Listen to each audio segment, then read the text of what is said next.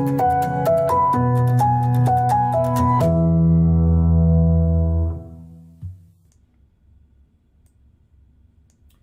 everyone, it's technology expert Burton Kelso here with another tech tip to help you get the most out of the technology in your life. Today we're talking about computer disasters, and I'm trying to avoid one right now. I'm just kidding. Anyway, computer disasters are common, and so it's important that you understand what you need to do in order to avoid technology and computer disasters. They can happen at any time, and so you need to have a disaster preparation plan, and need to know what to do if you encounter a computer disaster. There's 5 things that I'm going to discuss with you that will help you overcome most disasters. And I keep in mind, this is going to be like a handful because we've got a lot of devices. Doesn't matter if you have a Windows device. I got that Dell logo upside down. So yeah, it doesn't matter what you're using. If you're using a Windows device, doesn't matter if you have a Macintosh computer, doesn't matter if you have a tablet or an iPad or even a smartphone, and it doesn't matter if it's an Android or iPhone, disasters can occur. I know there are people out there that say, hey, if you've got a Macintosh computer, you don't have issues, but that's simply not the case. You are going to experience a technology failure, and it can occur at any time. So let's get started. So number one, the first thing that you should do if you encounter any technology issue with any device is to restart that device. Unplug it, plug it in. Doesn't matter what type of device you have. It doesn't matter if it's a smartphone. That's a tablet. But anyway, it doesn't matter if it's a tablet or a smartphone or even a computer. It always is a good idea to shut down that device and restart it just to clear out any glitches that could have occurred. And they can occur for a number of reasons. Number one, if your device has performed an update, there's a good possibility that sometimes the software and the hardware don't talk well together. So restarting that device will allow you to allow it to refresh itself so that it can talk better again. Now, one of the challenges about restarting devices is how to restart your device or to shut it down. Well, the easiest thing to do on any device is just to hold down the power button down for about 10 to 12 seconds, and that device will automatically power off. If you've got a piece of hardware such as a router or one of your smart home devices like, say, an Echo or Google Home, then it's a matter of just unplugging that device to allow it to reset or to recharge itself. Unplugging it causes it to wipe out not your data, but just to get a fresh restart. So it's important that you learn for any device that you have not to panic, that you take a simple step back and breathe and to restart that device. Because trust me, it definitely helps. Same thing with software. If you have a software issue and you have a problem, it's easy just to uninstall that device, provided you've backed up all of your information, and just reinstall the software on your device. Same thing can happen to web browsers. If you have a browser issue and you go to surf the internet and you find that you're having issues, whether it be webmail or anything out there, you definitely want to either try another browser. So a good idea is to have multiple browsers on your computer, like Chrome and Microsoft Edge, or if you're a Macintosh user, why not have Safari and a combination of Firefox and Chrome or even Opera on your computer so that you can get to where you need to go. Another thing that you want to consider too as far as restarting, email. Not necessarily that you have to restart, but have another way to get access to that email so that if it goes down, you can still get to it. So have your email shared on your tablet, on your smartphone, so that if you can't get to it on your computer or your laptop, you can get to it always. So tip number 2 is one of my most important and favorite tips, is to back up your information.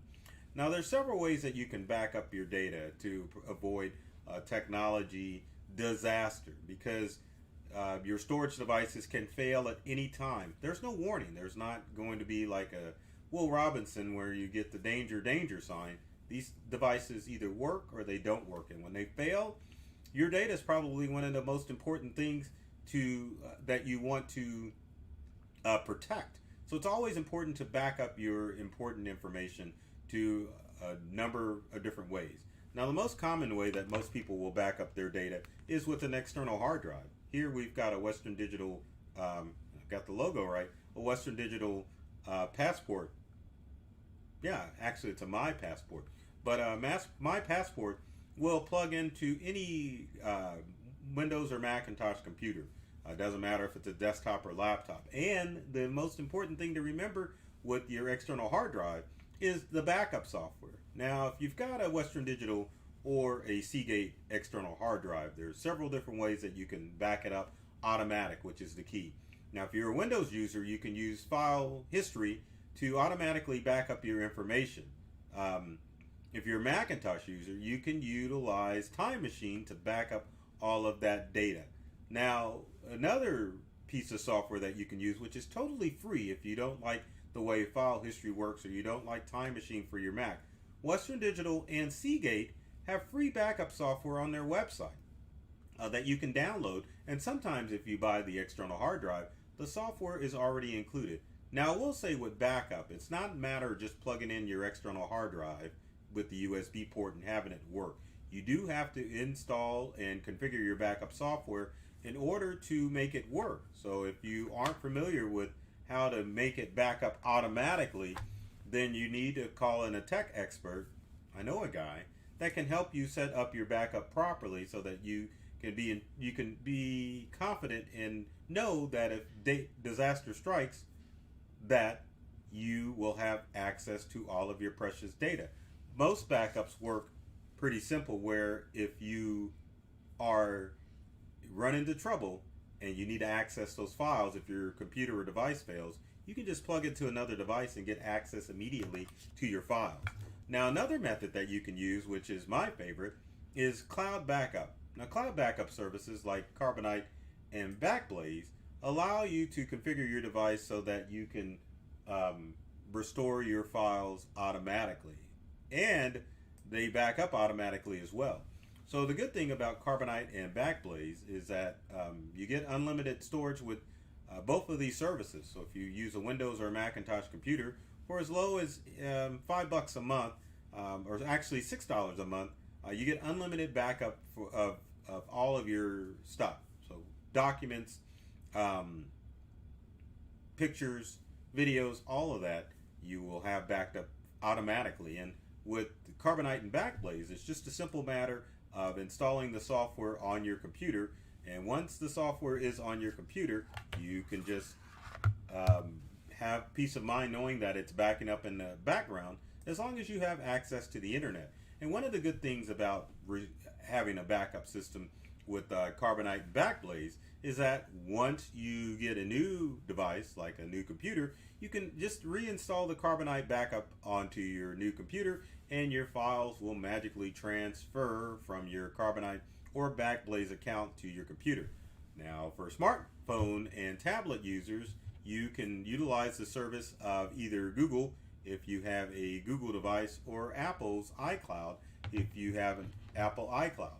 Now, the important thing about backing up your smartphone is to make sure that you, if you drop it in the toilet or if you destroy it, that you've got access to your files. And the good thing that Apple and Google allow you to do with your Apple and Android devices is that if you have to get a new device, you can magically restore all of that information from the cloud and get access to your information. Now, a little quick tip that I will tell you, if you didn't want to pay Apple's or Google's fee for backing up your data, you can always utilize Google Photos, especially for those of you that fill up your smartphone with photos and videos. Google Photos, once installed on your Apple or Android device, will automatically back up your photos and videos to your cloud account. That way, if something catastrophic happens, you've got always have access to your data, your photos, and your videos. And the other good thing about backing up to the cloud with your smart device, when you get a new one, it's almost a breeze. Add your account and your files will automatically show up on your devices. Now, if you have two devices, meaning a tablet and a smartphone, it's not a bad idea to have those items synchronized between your devices so that you can, if one device fails, like if you drop your phone, then you can make sure that you can get access to your stuff on your tablet. Redundancy is the key with all of your devices, so you want to make sure that you are prepared for disaster with the redundancy, and that's not actually a bad idea.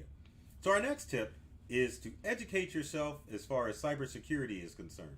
Now, many people get into problems with their devices with cybersecurity. Now, as far as viruses are concerned, most people think that if they have problems with their devices, that they must have a virus, and that's not necessarily the case. If you get ransomware on your devices, then yes, your files will get corrupted and you'll lose your data. And obviously, if you back up your information, you don't have to worry about if you get ransomware.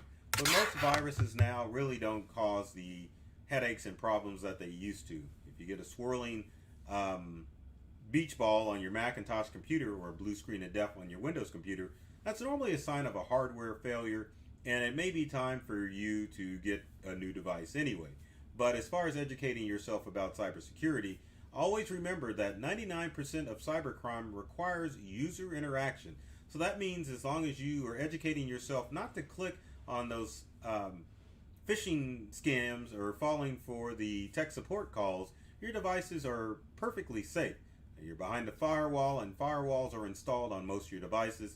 So make sure that you are educating yourself on a consistent basis to make sure that you aren't falling for the multiple scams that are occurring out there on the internet. Now, one of the other tips that I would recommend for you as far as your devices are concerned is to get some sort of protective case to make sure that you don't have a failure with your smartphone or tablet. It doesn't matter, again, if you have Apple or Android, getting a clear case like this and like this for your iPad or Android tablet will make sure that if you drop your device, then you will have it protected. So cases are not that expensive to get, but having a case for your device makes sense rather than going commando, if you will, and just using a device with no case. Now, I used to do this, not carry a case for any of my devices, but after a few dropped phones, I finally learned my lesson and understood that my devices would last a lot longer and I would have less problems if I would get a case for my devices. So if you own a smart device, it doesn't matter what you have, get a case for your device and make sure that you protect your device from drops and falls. And so now we're down to our final tip. Most technology failures are preventable, and one of the things that people forget about are surges. And I almost unplugged my monitor back here. So you can get either a battery backup like this APC monster here to back up or not back up, but to prevent your devices from getting surges. One of the things that you can do to kind of prevent that is if you are using wireless chargers for your smartphones to charge your items, or using wireless technology to connect your computers, you can avoid a surge. But sometimes you do have to plug those devices in, and sometimes those devices include smart TVs like the one behind me, or your actual desktop computer, or even your laptop if you don't take it anywhere. So having a good battery backup like this APC battery backup system, which has a battery to allow you to shut your computer down in the case of a power outage, or in surge protector, so that if a surge comes through, that you can ensure that your devices won't get zapped. Now, obviously, if you have an act of God come in, there's really no way to protect it from a surge, but having surge protection on all your devices can ensure that they don't get zapped, because if your devices get zapped, it voids that extended warranty and it makes it so that you have to purchase a new device. So hopefully these tips will help you prepare you in the instance that technology disaster is going to happen. Now, a lot of times it's right around the corner, but they are preventable to the point that you can at least recover your data or quickly get back to work if you take the simple steps that I've shared in order to make sure that you have done everything, done your due diligence to make sure that your devices are going to stay safe and secure. That is the tech expert's advice. So if you have comments or questions about how to avoid technology disasters, please leave them in the comment section below. We'd love to hear from you and help provide tips to make sure that you don't become a victim. And I always have to throw this up here, but be sure to subscribe. Like and subscribe to not only myself, Burton Kelso, the technology expert, but also my company Integral on both YouTube and our social media channels. There are tips and tricks that are designed to help you get more from the technology you use at home and at work. So I love technology. I've read all the manuals, and I'm serious about making technology fun and easy to use for everyone. So take care of yourself and do many things to make you smile. And thanks for watching.